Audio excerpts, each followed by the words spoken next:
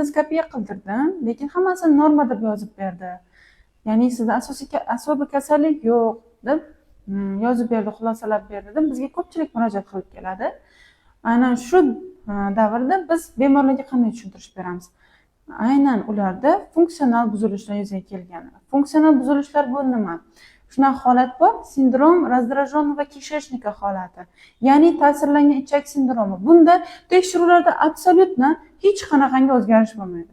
Toza, na yallig'lanish foni bor, na yara eroziyaga xos bo'lgan holatlar hech qanaqa o'zgarish bo'lmaydi. Bunda faqat funksiya buzilgan.